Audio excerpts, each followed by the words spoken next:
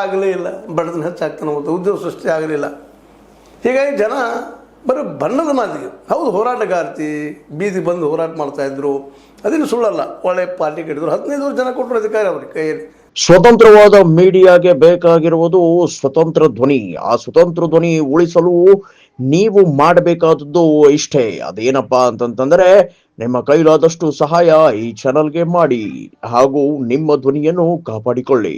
ಮಾಡಮ್ಮ, ನೀವು ನಮ್ಮ ಉದ್ಧಾರ ಮಾಡುವ ಅಂತೇಳಿ. ಮತ್ತು ಭಾಳ ಜಾಗೃತವಾದ ಪ್ರದೇಶ ವೆಸ್ಟ್ ಬೆಂಗಾಲ್.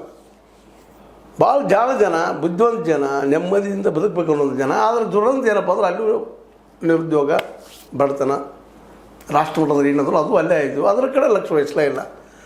ಅವ್ರು ಹಿಂದೂ ಮುಸ್ಲಿಂ ಮಾಡಿದ ತಕ್ಷಣ ಅದಕ್ಕೆ ಬಲಿಯಾಗಿ ಮುಸ್ಲಿಮರು ಎತ್ತಿ ಕಟ್ಟೋದು, ಮತ್ತೇನು ಮಾಡೋದು, ಗುಂಡಾಗಿರಿ ಮಾಡೋದು, ಹೊಡಿದು ಬಡಿದು ಮಾಡಿಸೋರು. ಇವತ್ತು ಅದೇ ಪರಿಸ್ಥಿತಿ ಇವ್ರಿಗೆ ಬಂದುಬಿಟ್ಟದೆ. ಇವತ್ತು TMC ಆಫೀಸ್ಗಳು ಹೊಡಿದು ಮಾಡೋದು, ಎಲ್ಲ ಮಾಡೋದು, ಕೊನೆಗೆ ಆ ಪಾರ್ಟಿನ ಹೊಡಿಯುವಂಥದ್ದು. ಹೆಂಗೆ ಮಹಾರಾಷ್ಟ್ರದಲ್ಲಿ ಮಾಡಿದರು ಮೋದಿ ಮತ್ತು ಶಾ ಅವರು, ಅದನ್ನು ಇಲ್ಲಿ ಅಪ್ಲೈ ಮಾಡ್ತಾಯಿದ್ದಾರೆ.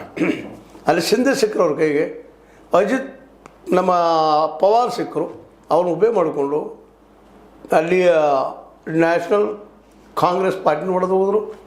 ಉದ್ಧವ್ ಠಾಕ್ರೆ ಬನಾನ ಹೊಡೆದು ಹೋಗ್ಬಿಟ್ರು, ಶಿಂದೆನ ಮುಂದಿಟ್ಟುಕೊಂಡು.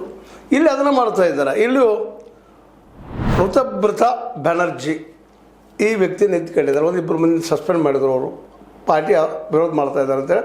ಅವ್ರಿಗೆ 60 ತೆಗೆದುಕೊಂಡ ನಮ್ಮದಾಗ ಖರೆ ಪಾರ್ಟಿ TMC ಅಂತ ಹೇಳ್ತಾ ಇದ್ದಾರೆ, ಹೊಡೆದು ತೊಗೊಂಡು ಹೋಗ್ತಾ ಇದ್ದಾರೆ. ನೋಡ್ರಿ ಎಲ್ಲಿ ಬಂತು ಅದು TMC.